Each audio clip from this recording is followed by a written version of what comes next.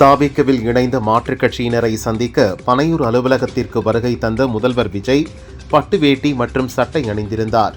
அவரை அமைச்சர்கள் ஆனந்த் மற்றும் வெங்கடரமணன் வரவேற்றனர். தாவேக்காவில் புதிதாக இணைந்தவர்களுக்கு பொறுப்பு வழங்குவது குறித்து சென்னை பனையூர் அலுவலகத்தில் முதல்வர் விஜய் ஆலோசனை நடத்தினார். தாவேக்காவில் இணைந்த எங்கள் ஒவ்வொருவரையும் தனித்தனியாக அழைத்து சந்தித்து முதல்வர் விஜய் வாழ்த்தினார் என சி. விஜயபாஸ்கர் கூறினார். சொத்து பிரச்சினை காரணமாக கடந்த 2022 தனது அண்ணன் அண்ணியை வீடு புகுந்து தாக்குதல் நடத்திய வழக்கில் பல வாய்தாக்களில் அமைச்சர் மரிய வில்சன் ஆஜராகாததால் வரும் 10ஆம் தேதி அவர் கட்டாயமாக ஆஜராக வேண்டும் என புதுச்சேரி கோர்ட் உத்தரவிட்டுள்ளது. எம்ஜிஆர் ஜெயலலிதாவிற்கு பிறகு தமிழகத்தின் மிகப்பெரிய ஆளுமையாக விஜய் உருவெடுத்திருக்கிறார். அதிமுகவில் சரியான தலைமை இல்லாத சூழலில் அங்கிருந்து மனவேதனையுடன் பிரிந்து தாவேக்காவில் இணைந்திருக்கிறோம் என வைகை செல்வன் கூறினார். அரக்கோணம் திமுக எம்பி ஜெகத் ரட்சகன் மகன் சந்தீப் ஆனந்த் தாவேக பொதுச் செயலாளர் ஆனந்த் முன்னிலையில் கட்சியில் இணைந்தார். மக்கள் பிரச்சினைக்கு தீர்வு காண விரும்புபவர்கள் தயக்கமின்றி கவர்னர் மாளிகையை தொடர்பு கொள்ளலாம். மக்கள் பிரச்சினைக்கு தீர்வு காண முதல்வர் விஜயிடம் அறிவுறுத்துவேன் என கவர்னர் அர்லேக்கர் கூறியுள்ளார். முதல்வர் விஜய் குறித்து அவதூறாக பேசிய வழக்கில் கைது செய்யப்பட்ட அனிதா ராதாகிருஷ்ணன் ஜாமீனில் விடுவிக்கப்பட்டார். ஆத்தூர் காவல் நிலையத்தில் 10 நாட்கள் கையெழுத்திட வேண்டும் என திருச்செந்தூர் கோர்ட் நீதிபதி உத்தரவிட்டுள்ளார். முன்னாள் அமைச்சர் சி. விஜயபாஸ்கர் மீதான குட்கா ஊழல் வழக்கை 12 வாரத்தில் விசாரித்து முடிக்க எம்பி எம்எல்ஏக்கள் மீதான வழக்குகளை விசாரிக்கும் சிறப்பு நீதிமன்றத்துக்கு சென்னை ஹைகோர்ட் உத்தரவிட்டுள்ளது. தாவேகா எம்எல்ஏவிடம் பேரம் பேசிய புகார் தொடர்பாக முன்னாள் அமைச்சர் செந்தில் பாலாஜி மற்றும் சகோதரர் அசோக்குமார் இருவரும் விசாரணைக்கு ஆஜராக சென்னை போலீசார் சம்மன் அனுப்பியுள்ளனர்.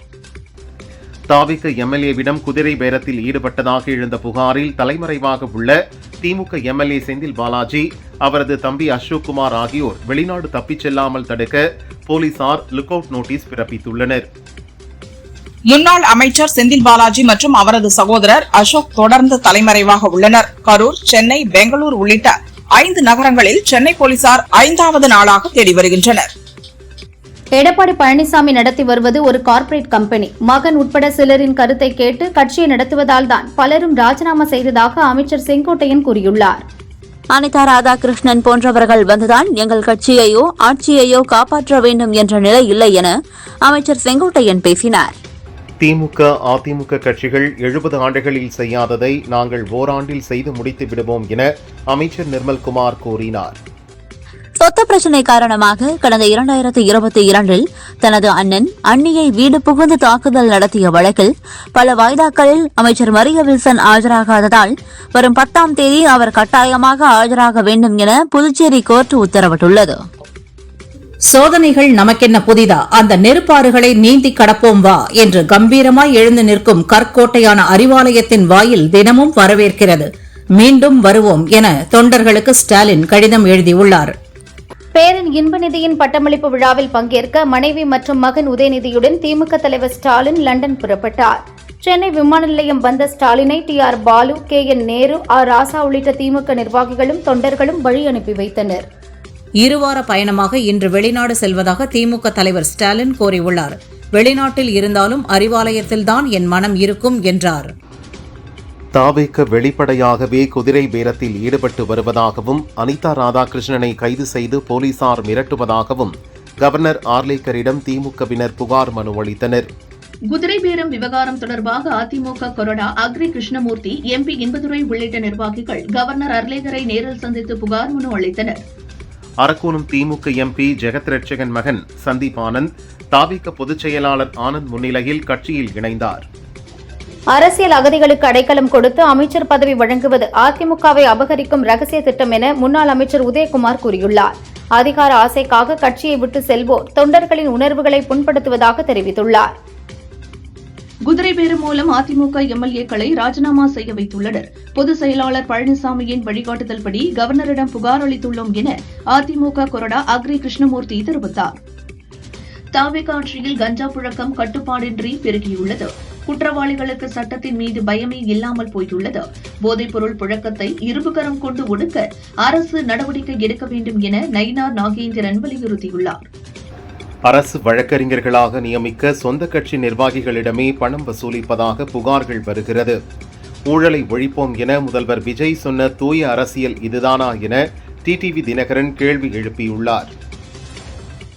பாஜகவில் இருந்தபோது இலங்கை தமிழர்களுக்கு பல்வேறு திட்டங்களை முன்னெடுக்க உதவியாக இருந்தேன். இனியும் இலங்கை தமிழர்களின் உரிமைக்காக தொடர்ந்து பாடுபடுவேன், துணை நிற்பேன் என அண்ணாமலை தெரிவித்துள்ளார். திருவள்ளூர் அருகே இறால் பதப்படுத்தப்படும் ஆலையில் அமோனியாவை அகற்றும் பணி நடைபெறும் நிலையில் மீண்டும் கசிவு ஏற்பட்டுள்ளது. இந்த கசிவு உடனடியாக கட்டுப்படுத்தப்பட்டதாகவும் இதுகுறித்து மக்கள் பயப்பட வேண்டாம் எனவும் கலெக்டர் கவிதா தெரிவித்துள்ளார். பார்லிமென்ட் மழைக்கால கூட்டத்தொடர் ஜூலை 20ஆம் தேதி முதல் ஆகஸ்ட் 13ஆம் தேதி வரை நடைபெறும் என மத்திய அமைச்சர் கிரண் ரிஜிஜு அறிவித்துள்ளார். கூட்டத்தொடரில் தொகுதி மறுவரையறை, மகளிர் இடஒதுக்கீடு உள்ளிட்ட மசோதாக்களை மத்திய அரசு கொண்டுவர வாய்ப்புள்ளதாக கூறப்படுகிறது. வெளிநாடுகளில் இருந்து 60% எல்பிஜி இறக்குமதி செய்யப்படுகிறது. இதற்கு முன் இந்தியா சுமார் 35,000 மெட்ரிக் டன் எல்பிஜியை உற்பத்தி செய்து வந்தது. நெருக்கடி காலத்தில் எல்பிஜி உற்பத்தி 54,000 மெட்ரிக் டன்னாக அதிகரித்துள்ளது என பிரதமர் மோடி கூறினார். மேற்காசிய போரால் உலகம் முழுவதும் எரிசக்தி பற்றாக்குறை ஏற்பட்டது. ஆனால் இந்தியாவில் எந்த சிரமமும் இல்லாமல் விலையை ஏற்றாமல் சப்ளை செய்தோம். இந்தியா பல நாடுகளுடன் நட்புறவில் இருப்பதால் இதுபோன்ற சவால்களை சமாளிக்க முடிகிறது என பிரதமர் மோடி தெரிவித்தார். பிரதமர் மோடி 6 நாள் பயணமாக நாளை மறுநாள் இந்தோனேஷியா, ஆஸ்திரேலியா, நியூசிலாந்து செல்கிறார். இருதரப்பு உறவு, பொருளாதார ஒத்துழைப்பு உள்ளிட்டவை குறித்து பிரதமரின் பயணத்தில் ஆலோசிக்கப்பட உள்ளது. அயோத்தி ராமர் கோயில் அறக்கட்டளை நிதி முறைகேடு தொடர்பாக சிபிஐ விசாரணைக்கு உத்தரவிடக் கோரி RJD MP Sudhakar Singh supreme கோர்ட்டில் பொதுநல வழக்கு தொடர்ந்துள்ளார். பெருநாட்டின் அதிபராக தேர்ந்தெடுக்கப்பட்டுள்ள கெய்கோ புஜிமோரிக்கு பிரதமர் மோடி வாழ்த்து தெரிவித்துள்ளார். பதவிக்காலம் சிறப்பாக அமைவதுடன் மக்களின் நலனுக்காக இருதரப்பு உறவை மேலும் வலுவாக்க இணைந்து பணியாற்ற ஆவலுடன் உள்ளேன் என்றும் கூறியுள்ளார். மறைந்த ஈரானின் உச்ச தலைவர் கமீனியின் இறுதிச் சடங்கு தொடங்கியது. 6 நாட்கள் நடைபெறும் இறுதிச் சடங்கில் லட்சக்கணக்கான மக்கள் அஞ்சலி செலுத்தும் வகையில் அந்நாட்டு அரசு ஏற்பாடு செய்துள்ளது. இறுதியாக இமாம் தர்காவில் அவரது உடல் அடக்கம் செய்யப்பட உள்ளது. நாட்டின் தேர்தல் நடைமுறைகளில் மிகப்பெரிய அளவில் முறைகேடு நடக்கிறது. இதில் நீதித்துறை தலையிட தவறினால் அது குடியரசின் முழுமையான வீழ்ச்சிக்கு வழிவகுக்கும் என சுப்ரீம் கோர்ட் தலைமை நீதிபதி சூரியகாந்துக்கு இண்டி கூட்டணி கடிதம் எழுதியுள்ளது. மின் வாகனங்களின் பேட்டரிகளை மொபைல் போன்கள் மூலம் முடக்க தவறாக பயன்படுத்தப்பட்ட பேட் பிஎம்எஸ், ஸ்மார்ட் பிஎம்எஸ் உள்ளிட்ட 7 செயலிகளுக்கு மத்திய அரசு தடை விதித்துள்ளது. ஜெய்ஷ் இ முகமது லஷ்கர் இ தொய்பா அமைப்புகளுடன் தொடர்புடைய பாகிஸ்தானை தளமாக கொண்ட 23 நபர்களை உபா சட்டத்தின் கீழ் பயங்கரவாதிகள் என மத்திய அரசு அறிவித்துள்ளது. இது தொடர்பாக மத்திய உள்துறை அமைச்சகம் அரசிதழ் வெளியிட்டது. திரிணாமுல் காங்கிரஸ் கட்சியின் மேற்கு வங்க மாநில தலைவர் பதவியிலிருந்து சந்திரிமா பட்டாச்சாரியா ராஜினாமா செய்துள்ளார். நம்பகத்தன்மை கேள்விக்குள்ளாக்கப்படுவதாக கூறி இது தொடர்பாக அவர் மம்தாவுக்கு கடிதம் அனுப்பியுள்ளார். மும்பையில் கனமழை பெய்து வரும் நிலையில் மும்பை, சென்னை, அந்தமான் இடையே இயக்கப்படும் 6 ஆகாஷ் ஏர்வேஸ் விமானங்கள் ரத்து செய்யப்பட்டுள்ளன. டெலிகிராம் செயலி மூலம் பரவும் திரைப்படங்களை தடுக்க நடவடிக்கை எடுக்குமாறு மத்திய தகவல் மற்றும் ஒலிபரப்பு அமைச்சகம் அந்நிறுவனத்துக்கு நோட்டீஸ் அனுப்பியுள்ளது. இது சம்பந்தமாக மேற்கொள்ளப்பட்ட நடவடிக்கைகள் குறித்து 15 நாட்களுக்குள் அறிக்கை சமர்ப்பிக்கவும் உத்தரவிட்டுள்ளது. மும்பையில் பெய்து வரும் கனமழை காரணமாக சாலைகளில் வெள்ளம் பெருக்கெடுத்து ஓடியது. வாகனங்கள் தண்ணீரில் தத்தளித்தன. தொடர் மழையால் பொதுமக்கள் சிரமமடைந்தனர். பசிபிக் பெருங்கடலில் எல் நினோ நிகழ்வு தொடங்கிவிட்டதாகவும் இது ஜூலை, செப்டம்பர் மாதங்களில் தீவிரமடையும் என்றும் உலக வானிலை அமைப்பு அதிகாரப்பூர்வமாக அறிவித்துள்ளது. இதனால் உலகளாவிய வெப்பநிலை மேலும் அதிகரிக்கும், மழை குறைந்து வறட்சி ஏற்படும் என கணித்துள்ளது. மகாராஷ்டிர துணை முதல்வர் ஏக்நாத் ஷிண்டே தீவிர தொடர்ச்சியான அரசியல் பணிகளால் ஏற்பட்ட சோர்வு மற்றும் காய்ச்சல் காரணமாக தானேவில் உள்ள தனியார் மருத்துவமனையில் அனுமதிக்கப்பட்டுள்ளார். மருத்துவர்கள் அவரை முழு ஓய்வெடுக்குமாறு அறிவுறுத்தியுள்ளனர். குஜராத் மாநிலம் சானந்த் பகுதியில் ரூபாய் 7,500 கோடிக்கும் அதிகமான முதலீட்டில் அமைக்கப்பட்டுள்ள செமிகண்டக்டர் ஆலையை பிரதமர் மோடி திறந்து வைத்தார். திமுக ஆட்சியில் போடப்பட்ட 25% புரிந்துணர்வு ஒப்பந்தங்கள் செயல்பாட்டுக்கு வரவில்லை என அமைச்சர் கீர்த்தனா குற்றம் சாட்டியுள்ளார். அதிமுகவில் இருந்து கூடலூர் முன்னாள் எம்எல்ஏ பொன் ஜெயசீலன் அடிப்படை உறுப்பினர் உள்ளிட்ட அனைத்து பொறுப்புகளில் இருந்து விலகுவதாக எடப்பாடி பழனிசாமிக்கு கடிதம் அனுப்பியுள்ளார். என் மீது கொலைப்பழி சுமத்தி வீதியிலே தூக்கி எறிந்தவர்கள் என்பதை மறந்து ஆதரவு தந்தேன் என இந்தியாவிலேயே சிறந்த முதல்வர் ஸ்டாலின் என்று பாராட்டியது குறித்த கேள்விக்கு வைகோ பதிலளித்தார். அனிதா ராதாகிருஷ்ணன் கைது செய்யப்பட்டது சரியான நடவடிக்கை என பாஜக மூத்த தலைவர் தமிழிசை தெரிவித்துள்ளார். தேர்ந்தெடுக்கப்பட்ட மக்கள் பிரதிநிதி பேசக்கூடாத வகையில் பேசியதாகவும் எதிர்க்கட்சியினரை அவதூறாக பேசுபவர்களுக்கு இந்த கைது ஒரு பாடமாக இருக்கும் என்றும் அவர் கூறினார். கவர்னர் அர்லேகரை தமிழக பாஜக தலைவர் நயினார் நாகேந்திரன் சந்தித்தார். அப்போது மாநில சட்ட ஒழுங்கு, திருப்பரங்குன்றம் விவகாரம் உட்பட பல்வேறு பிரச்சினைகள் குறித்து பேசியுள்ளார். முதல்வரின் தனிப்பட்ட வாழ்க்கை குறித்து தரம் தாழ்ந்த முறையில் அனிதா ராதாகிருஷ்ணன் பேசியிருப்பது வன்மையாக கண்டிக்கத்தக்கது. இது சட்ட அத்துமீறலாகும் என இந்திய கம்யூனிஸ்ட் மாநில செயலாளர் வீரபாண்டியன் கூறியுள்ளார். தமிழக அமைச்சரவைக் கூட்டத்தில் ஜான் ஆரோக்கியசாமி மற்றும் விஷ்ணு ரெட்டி பங்கேற்றது குறித்து தமிழக கவர்னரிடம் நயினார் நாகேந்திரன் புகார் அளித்துள்ளார். அனைத்திற்கும் வெள்ளை அறிக்கை வெளியிடும் தமிழக வெற்றிக் கழகம் தங்கள் மீதுள்ள புகார்களுக்கும் வெள்ளை அறிக்கை வெளியிட தயாரா என நயினார் நாகேந்திரன் கேள்வி எழுப்பினார். ஆட்சிக்கு வந்து 54 நாட்களில் சட்டம் ஒழுங்கு கடுமையாக சீரழிந்துள்ளது என்று கவர்னரிடம் புகார் அளித்ததாக நயினார் நாகேந்திரன் கூறியுள்ளார். தாவேகா அரசை களையுங்கள் என்று கவர்னரிடம் கூறவில்லை, அவர்கள் சரியான நடவடிக்கை எடுக்க தவறிவிட்டனர் என்றுதான் கூறினோம் எனவும் விளக்கம் அளித்துள்ளார். அதிமுகவிலிருந்து விலகிய முன்னாள் அமைச்சர் வைகை செல்வன் முதல்வர் விஜயை சந்தித்து தாவேகாவில் இணைந்தார். முதல்வர் விஜய் குறித்து அவதூறாக பேசிய வழக்கில் கைதாகி ஜாமீனில் வெளிவந்த திமுக எம்எல்ஏ அனிதா ராதாகிருஷ்ணன் ஆத்தூர் நீதிமன்றத்தில் ஜாமீனுக்கான பிணைத்தொகை 10,000 ரூபாயை செலுத்தினார். தமிழ் இனத்தை ஒரு சிறிய வட்டத்துக்குள் அடைக்கக்கூடாது. இந்து, முஸ்லிம், கிறிஸ்துவர் என்ற வட்டத்துக்குள் அடைக்கக்கூடாது. தமிழர் என்ற வட்டம் பெரியதாக இருக்க வேண்டும் என வட அமெரிக்க தமிழ் சங்க பேரவை விழாவில் வீத லீடர்ஸ் அமைப்பின் தலைவர் அண்ணாமலை பேசினார். அதிமுக தலைமை அலுவலகத்தில் திருவண்ணாமலை மாவட்ட நிர்வாகிகளுடன் அக்கட்சியின் பொதுச் செயலாளர் பழனிசாமி ஆலோசனை நடத்தினார். தேர்தல் தோல்வி, கட்சி வளர்ச்சி பணிகள் குறித்து அவர்களிடம் ஆலோசித்தார். கர்நாடக அரசு மேகதாதுவில் அணை கட்டுவதை ஒருபோதும் அனுமதிக்க மாட்டோம் என கல்லணையை பார்வையிட்ட பாமக தலைவர் அன்புமணி ஆவேசமாக கூறினார். தமிழக மக்கள் எங்களுக்கு 40 எம்பிக்களை கொடுத்திருந்தால் இந்த திட்டத்தை தடுத்து நிறுத்தியிருப்போம் என்றார். நான் அதிமுகவிற்கு ஆதரவாக பிரச்சாரம் செய்தபோது கூட விஜய் சாரை எங்குமே விமர்சிக்கவில்லை. அதற்கு ஆதாரமும் காட்ட முடியாது. எனக்குள் ஏற்பட்ட மனமாற்றத்தால் தான் தாவேகாவில் இணைந்தேன் என தாவேகாவில் இணைந்த பின் நடிகர் மரியா தெரிவித்தார். உயர்கல்வித்துறை அமைச்சர் விஸ்வநாதன் மீது உண்மைக்கு புறம்பாக தமிழக பாரதிய ஜனதா தலைவர் நயினார் நாகேந்திரன் கவர்னர் ஆர்லேக்கரிடம் புகார் அளித்திருப்பது வன்மையாக கண்டிக்கத்தக்கது என மாணிக்கம் தாகூர் கூறியுள்ளார். மதுரை வைகை நதி குறித்த கவர்னரின் கவலை மிகவும் நியாயமானது. அவரின் கருத்துக்கு அரசியல் வண்ணம் பூசுவது முறையல்ல என பாரதிய ஜனதா மாநில தலைவர் நயினார் நாகேந்திரன் தெரிவித்துள்ளார். கவர்னருக்கு அமைச்சர்கள் மரியாதை கொடுக்க வேண்டும். நான் கவர்னராக இருந்தபோது பல்வேறு மாவட்டங்களில் ஆய்வு செய்துள்ளேன்.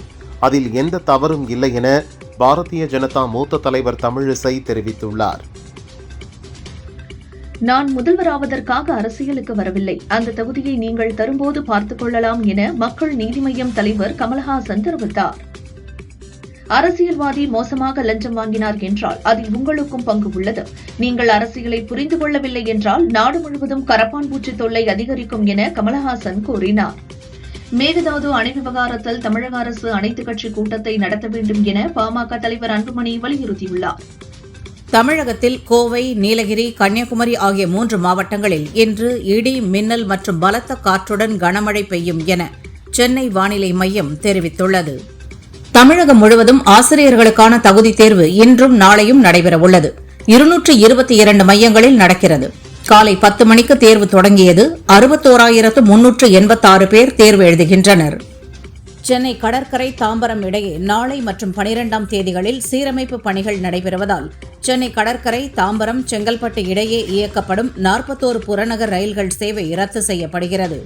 கடந்த 2 நாட்களாக பெய்த கனமழை காரணமாக கோவை குற்றால அருவியில் வெள்ளப்பெருக்கு ஏற்பட்டுள்ளது. இதனால் சுற்றுலா பயணிகள் குளிக்க வனத்துறையினர் தடை விதித்துள்ளனர். வங்கக்கடலில் காற்றின் வேகம் அதிகமாக இருப்பதால் புதுக்கோட்டை மாவட்ட மீனவர்கள் இன்று முதல் மறு உத்தரவு வரும் வரை கடலுக்கு மீன்பிடிக்க செல்ல வேண்டாம் என மீன்வளத்துறை உத்தரவிட்டுள்ளது. தடையை மீறி மீன்பிடிக்க சென்றால் நடவடிக்கை எடுக்கப்படும் எனவும் எச்சரித்துள்ளது. அமோனியா வாயு கசிவால் 18 பேர் உயிரிழந்த நிலையில் திருவள்ளூர் ஆலையில் இருந்து பாதுகாப்பாக அமோனியா அகற்றும் பணி தொடங்கியது. போதைப்பொருள் தடுப்பு நடவடிக்கையாக கோவையில் உள்ள ரயில் நிலையங்கள், பஸ் ஸ்டாண்டுகள், வெளிமாநில தொழிலாளர்களின் குடியிருப்புகள், கல்லூரி மாணவர்கள் தங்கும் விடுதிகள் உள்ளிட்ட பல்வேறு இடங்களில் அதிகாலை முதல் போலீசார் சோதனை நடத்தினர். சென்னையில் ஆபரண தங்கத்தின் விலை மாற்றமின்றி ஒரு சவரன் 1,09,600 ரூபாய்க்கு விற்பனையாகிறது. 1 கிராம் 13,700க்கு விற்பனையாகிறது.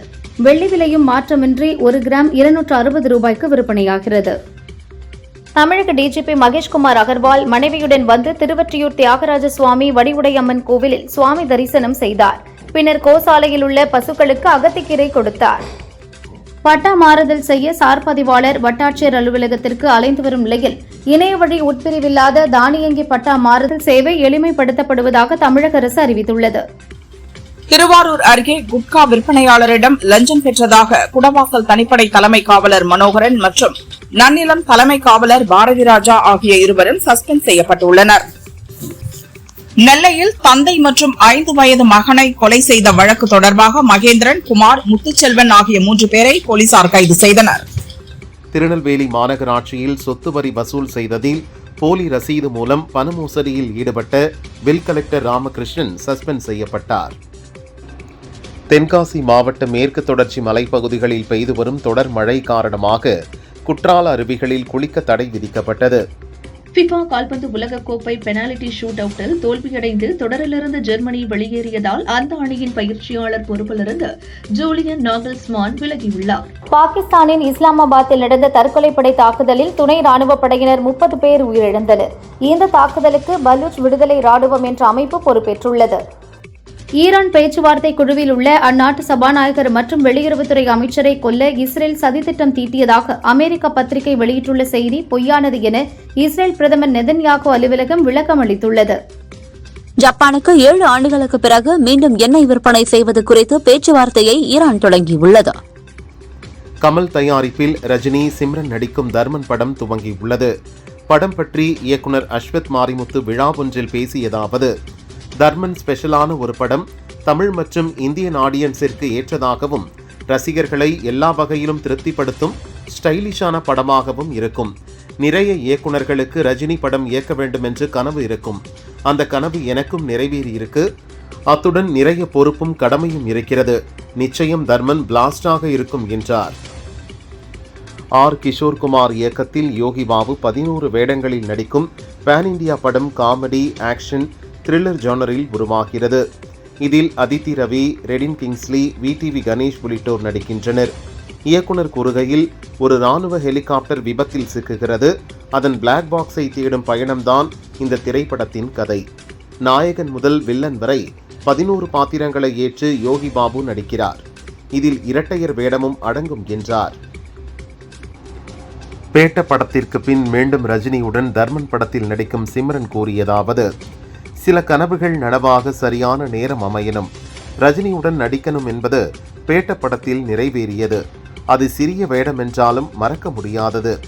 தர்மன் படத்தில் முக்கியத்துவம் வாய்ந்த வேடத்தில் ரஜினியுடன் மீண்டும் இணைந்து நடிப்பது மகிழ்ச்சி. இந்த வாய்ப்பை வழங்கிய ரஜினி, கமல், அஸ்வத்திற்கு நன்றி என்றார். சமீபத்தில் இயக்குனர் ராஜமௌலி பிரான்ஸ் சென்றபோது அவரது நான்கி படம் அங்குள்ள புகழ்பெற்ற தியேட்டரில் திரையிடப்பட்டது.